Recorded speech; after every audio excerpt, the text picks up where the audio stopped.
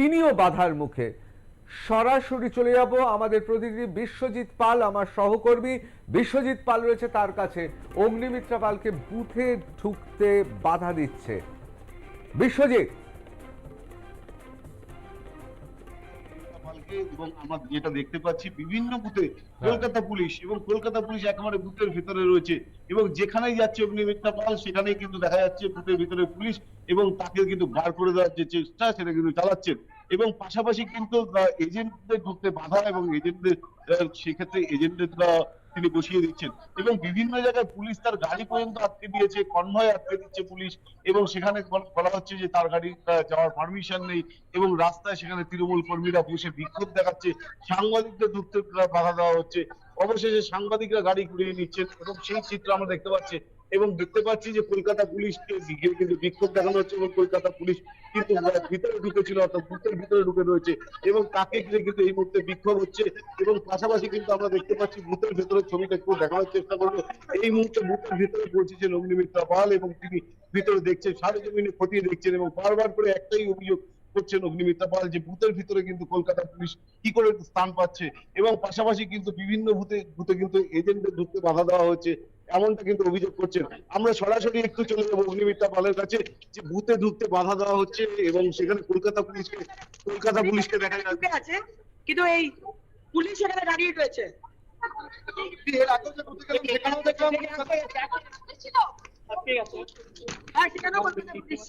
সব জায়গাতেই একই ধরনের ঘটনা, বসতে বাধা দেওয়া হচ্ছে, কি বলবে? হ্যাঁ, বসতে বাধা, কলকাতা পুলিশ ভিতরে ঢুকছে।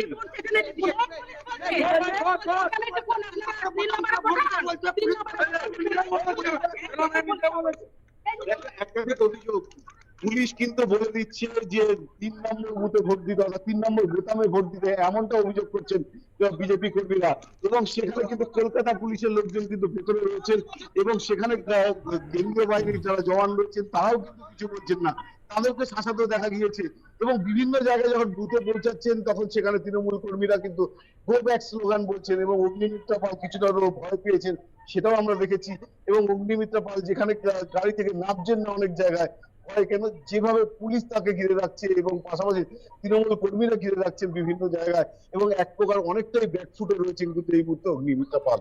অবশ্যই বিশ্বজিৎ, তাহলে অভিযোগটা যা দাঁড়াচ্ছেন জুন মালিয়াকে জেতার জন্য 3 নম্বর বোতামে ভোট দিতে বলছেন কলকাতা থেকে আগত কলকাতা পুলিশের লোকজন, এটাই তো অগ্নিমিত্রা পালের অভিযোগ। একেবারে সেই অভিযোগ, কিন্তু বারবার প্রত্যেকটা বুথে কিন্তু কলকাতা পুলিশ এবং সেই কলকাতা পুলিশেরা যারা রয়েছেন তাদেরকে বার করে দিচ্ছেন, তারপরে কিন্তু আবারও তারা অগ্নিমিত্রা পাল চলে গেলে আবারও তারা বুথের ভিতরে পৌঁছে যাচ্ছেন এবং সেখানে বারবার করে বলা হচ্ছে 3 নম্বর বোতামে ভোট দিতে। কেন বলছেন এই মুহূর্তে অগ্নিমিত্রা পাল কিন্তু তাকে জিজ্ঞাসাবাদ করছেন যে কেন আপনি এই কথা বলছেন, কিন্তু তিনি একেবারে নির্বাক, তিনি দাঁড়িয়ে রয়েছেন ওখানে চুপ করে। এছাড়াও বিজেপি কর্মীরা যারা বারবার করে দাবি করছেন যে কলকাতা পুলিশে এমন ঘটনা ঘটাচ্ছে এবং সেই কলকাতা পুলিশের সঙ্গে কথা বলছেন জুন মালিয়া এবং সেই চিত্র আমরা দেখতে পাচ্ছি। আমরা একটু যাওয়ার চেষ্টা করবো জুন মালিয়ার কাছে, একদিকে অগ্নিমিত্রা পালের সাথে কথা বলার চেষ্টা করব। এই মুহূর্তে কিন্তু বিক্ষোভ যেমন দেখাচ্ছেন এবং পুলিশের সামনে ঘিরে কিন্তু বারবার করে অগ্নিমিত্রা পাল একটাই কথা বলছেন যে কেন আপনারা ভিতরে ঢুকছেন, কলকাতা পুলিশ কেন ভিতরে ঢুকবেন এবং সেই প্রশ্ন নিয়ে আবার যাব। দিদি, কলকাতা পুলিশ ভিতরে ঢুকছে, বারবার করে দেখা যাচ্ছে ভোট করাচ্ছে, বুথের বাইরে দাঁড়িয়ে, বুথের দরজাতে দাঁড়িয়ে কলকাতা পুলিশ বলে দিচ্ছে কোন বাটনটা টিপতে হবে। এরপর কি করব বলুন? নির্বাচন কমিশন এখন অভিযোগ জানিয়েছে, এখনো জানাই নিয়ে দায়িত্ব উঠে জানাবো। বিভিন্ন জায়গায় আপনাকে আটকে জিনিস করছে পুলিশ কিনা আমার সন্দেহ। আমি এর কার্ড দেখতে কার্ড দেখতে চাই না পুলিশ কিনা সে প্রশ্ন তুলে দিচ্ছে সরাসরি অগ্নিমিত্রা পাল এবং আমরা যে চিত্র দেখতে পাচ্ছি বিভিন্ন বুথে গিয়ে কিন্তু বিক্ষোভের সামনে পড়ছেন অগ্নিমিত্রা পাল এবং এখানে কেশারি যতগুলো বুথ রয়েছে প্রত্যেকটা বুথেই কিন্তু একই চিত্র ফুটে উঠছে। অবশ্যই আমি বলবো যে অবশ্যই নজর রাখো, তার কারণ অভূতপূর্ব অভিযোগ যে কলকাতা থেকে উড়িয়ে নিয়ে আসা হয়েছে কলকাতা পুলিশকে। অগ্নিমিত্রা পাল অর্থাৎ ভারতীয় জনতা পার্টির মেদিনীপুরের প্রার্থী, তিনি অভিযোগ করছেন কলকাতা পুলিশ নাকি বলে দিচ্ছেন 3 নম্বর বোতাম টিপে ভোট দিতে। অনেকে বলছেন যে এই ধরনের ঘটনা ঘটা সত্যি খুব নক্কারজনক গণতন্ত্রের ক্ষেত্রে। আবার এটাও ঠিক কথা, নাচতে না জানলে উঠোন বাঁকা, বেআব্রু হয়ে পড়ছে না তো বিরোধীদের সংগঠন। আমি একবার চলে যাব জুই বিশ্বাসের কাছে। জুই, এ তো অভূতপূর্ব দৃশ্য দেখতে পাচ্ছি। কলকাতা থেকে উড়ে যাচ্ছেন কলকাতা পুলিশের আধিকারিকরা, তারা গিয়ে দাঁড়িয়ে আছেন, বুথে গিয়ে বলছেন যে ৩ নম্বর বোতামে শাসক দলের প্রার্থীকে ভোট দিতে হবে। অভিযোগ অগ্নিমিত্রা পলের, কি বলবে? হ্যাঁ, দেখুন, আজকে আমরা বলছি যে ছবি আমরা এখানে দেখতে পাচ্ছি, সেখানে যে ভোট দিতে বলা হচ্ছে সেই ছবি আমরা দেখিনি, কিন্তু হ্যাঁ, একজন কলকাতা পুলিশের যিনি দাঁড়িয়ে রয়েছেন তার ছবি আমরা দেখতে পাচ্ছি। যদি প্রার্থী মনে করেন তিনি ইলেকশন কমিশনের অভিযোগ জানাতেই পারেন, ইলেকশন কমিশনের কাছে তো সব দলই অভিযোগ জানাচ্ছেন। যদি তার নির্দিষ্টভাবে কোনো স্পেসিফিক অভিযোগ থাকে, কোনো বুথের ক্যাপচারিং হচ্ছে বা কোনো বুথে ফলস ভোট করানো হচ্ছে বা প্রভাব খাটানো হচ্ছে, নিশ্চয়ই তিনি অভিযোগ দায়ের করতে পারেন। সেটা গণতন্ত্র। এখন ইলেকশন কমিশনের আন্ডারে যেহেতু পুরোটাই চলছে, ইলেকশন কমিশনের দেখা উচিত এগুলো নিশ্চয়ই, নিঃসন্দেহে। কিন্তু এই অগ্নিমিত্রা পাল যিনি আজকে এখানে বলছেন এত কথা, এই কিছুদিন আগে তার সেক্রেটারি গাড়ি থেকে লক্ষ লক্ষ টাকা তার সেক্রেটারির কাছ থেকে ওই পুলিশই ধরেছিল। তো আজকে যিনি প্রার্থী তিনি তার এজেন্টকে দিয়ে, তার লোককে দিয়ে টাকা বিলি করে বেড়াচ্ছেন, তার এজেন্টের কাছ থেকে লক্ষ লক্ষ টাকা ক্যাশ পাওয়া যাচ্ছে, আর আজকে ভোটের দিন তিনি বলছেন যে ভোট করাচ্ছে। অ্যাকচুয়ালি সংগঠন নেই বলেই আজকে এই সব অবশ্যই আমরা এই বিষয়ে আসবো। আমরা একবার ছবিটা দেখে নেব। কেন ঘুরতে হবে? জুই, আমরা একবার ছবিটা দেখে নেব যে কলকাতা পুলিশ, আমরা সত্যি দেখতে পাচ্ছি কলকাতা পুলিশ তারা রয়েছেন এবং সেখানে যে অভিযোগ করছেন, মারাত্মক অভিযোগ করছেন অগ্নিমিত্রা পাল, যে কলকাতা পুলিশ এখান থেকে একেবারে মেদিনীপুরে চলে গিয়েছে এবং সেখানে শাসক দলের প্রার্থী অর্থাৎ জুন মালিয়াকে জেতানোর জন্য কত নম্বর বোতামে ভোট দিতে হবে তাও বলে দিচ্ছেন। এবং সেখানে কেন্দ্রীয় বাহিনী কি করছেন? তাহলে কি হিরণ যে কথা বলছেন তাই সত্যি, যে রাতে ঘুমাতে গিয়েছিল কেন্দ্রীয় বাহিনী আর সকাল থেকে দেখা যাচ্ছে না নাকি কেন্দ্রীয় বাহিনীকে? তিনি আজকে ভোরে সকালবেলাতেই এই অভিযোগ করেছেন। আবার কেন্দ্রীয় বাহিনীকে তোপ দিয়েই শুধু ক্ষান্ত হননি, তিনি বলছেন, হিরণ বলছেন ম্যাচ ফিক্সিং হয়ে গেছে। কটাক্ষের সুরে এইরকমই কিন্তু বলছেন ঘাটালের বিজেপি প্রার্থী হিরণ চট্টোপাধ্যায়। অর্থাৎ একদিকে আমরা দেখছি যে মেদিনীপুরে এবং ঘাটালে এবং অবশ্যই তমলুকে চেহারাটা বা মোডাস অপারেন্ডি প্রায় এক। প্রার্থী বেরোলেই আমরা দেখতে পাচ্ছি যে তাকে ঘিরে ধরছে শাসকদের কর্মীরা এবং তাদের সমর্থকরা, এরকমটাই অভিযোগ। এবং বিভিন্ন জায়গায় নাকি কোথাও কেন্দ্রীয় বাহিনীর দেখা মিলছে না, কোথাও আমরা দেখতে পাচ্ছি যে রাজ্যের পুলিশ অর্থাৎ কলকাতা পুলিশ তারা রয়েছেন, এমনটাই অভিযোগ। সব মিলিয়ে নির্বাচনে এই ধরনের ঘটনা ঘটছে এবং অনেকের ক্ষেত্রেই আমরা জানি যে এটা খুবই অনুভবপ্রেত, কারণ গণতন্ত্রের মহোৎসবে কেউ কাউকে যেমন বাধা দিতে পারে না ভোট দিতে, তেমন প্রার্থীকেও বাধা দেওয়া যায় না, তিনি তো পরিদর্শন করবেনই। আমরা আবার আলোচনায় ফিরে আসি। আমরা ইতিমধ্যেই চলে এসেছেন মিতা চক্রবর্তী, কংগ্রেস নেত্রী, তিনি চলে এসেছেন স্টুডিওতে। আপনাকেও স্বাগত মিতা। আমি একবার চলে যাচ্ছি শুভাশিসের কাছে। শুভাশিস, কোথাও কি মনে হচ্ছে যে একদিকে এটা তো ঠিক কথা যে সব দিকে তমলুক, ঘাটাল অথবা যদি আমরা মেদিনীপুরে দেখি, সব জায়গায় মোডাস অপারেন্ডিটা একই রকম। সেটা হচ্ছে প্রার্থী বেরোচ্ছেন, বুথে বুথে পরিদর্শন করবেন, তাকে আটকে দেওয়া হচ্ছে। এবং বিভিন্ন জায়গায় যেমন হিরণ অভিযোগ করেছেন যে ম্যাচ ফিক্সিং হয়ে গেছে, অর্থাৎ কেন্দ্রীয় বাহিনী তারা আসছে না। আবার আমরা অগ্নিমিত্রা পাল, তিনি অভিযোগ করছেন কলকাতা পুলিশ নাকি মেদিনীপুরের বুথে বুথে দাঁড়িয়ে বলছেন শাসককে কত নম্বর ভোটে শাসকের প্রার্থীর জন্য ভোট দিতে হবে।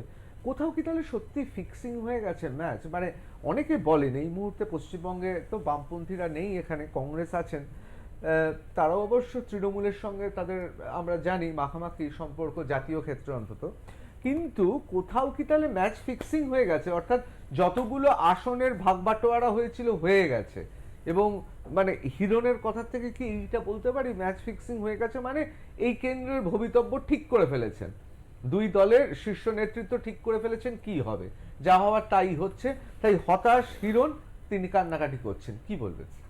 একটা কথা ছিল আগে কোলিশন, তারপরে এখন একটা নতুন কথা আমি শুনতে পাই কলকাতায়, সেটা হলো প্রায় কোলিশন।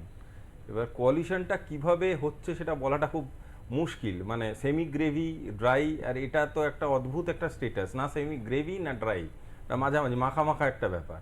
সুতরাং কে কোথায় কার সাথে মিলিতভাবে কোন ভোট করিয়ে কোন সিট জিতছে সেটা তো সময় বলবে, এটা এখানে বসে বলাটা কোনো দায়িত্ববান কাজ নয়। কিন্তু একটা কথা আমার খুব চোখে লাগছে, সেটা হচ্ছে পুলিশের যে দায়িত্বগুলো দেখানো হচ্ছে এটা কিন্তু স্ট্রেট পড়ে under the professionalism of ECI, election commission. Election কমিশনের এটা দেখা উচিত এবং ইলেকশন কমিশনের স্টেপ নেওয়া উচিত এটার বিরুদ্ধে।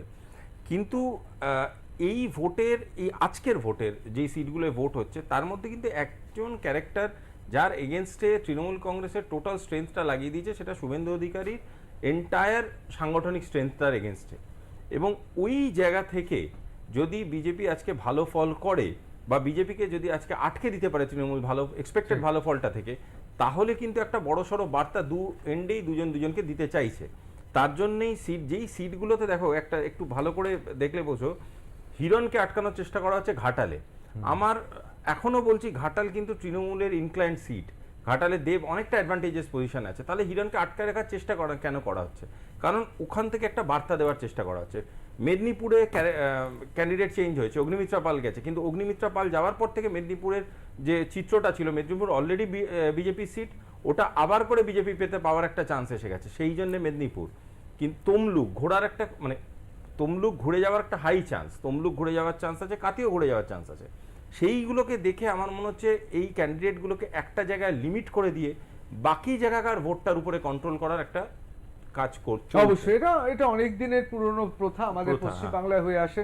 আমার এখনো মনে আছে যে একটি নির্বাচনে, পুরো নির্বাচনে যিনি এই সমস্ত বিষয়ে খুব বিশারদ আর কি, সেই এক সিং মহাশয় উত্তর 24 পরগনার, তিনি কিভাবে ঘুরিয়ে দিয়েছিলেন খেলা আমার এখনো স্পষ্ট মনে আছে। সবাই এক জায়গায় নাচানাচি করছে, অন্যদিকে যাওয়ার হয়ে যাচ্ছে। সুতরাং এগুলো খুব পুরনো খেলা। আর পশ্চিমবাংলা আমরা জানি যে পশ্চিমবাংলা আমাদের রিগিং এর বিশ্ববিদ্যালয় কোনায় কোনায় রয়েছে, প্রত্যেক দলেই রিগিং সম্পর্কে বিশারদরা আছে। কিন্তু প্রশ্ন হচ্ছে ইলেকশন কমিশন কি করছে? রাত্রেবেলায় শুতে যাচ্ছি 1 ভোট শতাংশ শুনে, সকালবেলায় বা দুদিন বাদে শুনতে পাচ্ছি ওন ভোট শতাংশ। গোটা দেশ জুড়ে সত্যি মানুষের জিজ্ঞাস্য। আবার যেখানে মানুষ নাকি ভোট দিতে পারছে না, বিরোধীদের বলে দেওয়া হচ্ছে যে বাড়ি থেকে বেরোবেন না, সেখানে নাকি আবার এই রাজ্যে ভোটের শতাংশ দারুণ। সত্যি ভোটের শতাংশ কত জেনে নেব কমিশন এই মুহূর্তে কি বলছে। আমার সহকর্মী আর প্লাস নিউজের প্রতিনিধি সঞ্জু সুর আছে, আমি একবার সঞ্জুর কাছে চলে যাব। সঞ্জু, বেলা 11টা পর্যন্ত 36.88% ভোটের হার কিরকম? দেখো, এর আগের 5টা দফার কথা যদি ভাবা যায় তাহলে কিন্তু দেখা যায় যে বেলা 11টা পর্যন্ত মোটের উপর কিন্তু অ্যাভারেজ ভোট পড়ছে। মানে পশ্চিমবঙ্গের যে ইতিহাস ট্র্যাডিশন, তাতে সাধারণ স্বাভাবিক ভোট পড়ছে। আমি যদি রাজ্যের যে 8টি আসনে ভোট পড়ছে তার শতাংশের হার বলে দিই, বেলা 11টা পর্যন্ত 36.88% সব মিলিয়ে 8টি আসনে। তুমি বললেই তমলুকে 38.05%, কাঁথিতে 38.03%, ঘাটালে 39.21%, ঝাড়গ্রামে 38.24%, মেদিনীপুরে 34.41%, পুরুলিয়াতে 33.16%, বাঁকুড়া 35.84% এবং বিষ্ণুপুরে 37.98% ভোট পড়েছে বেলা 11টা পর্যন্ত, অর্থাৎ প্রথম 4 ঘন্টায়।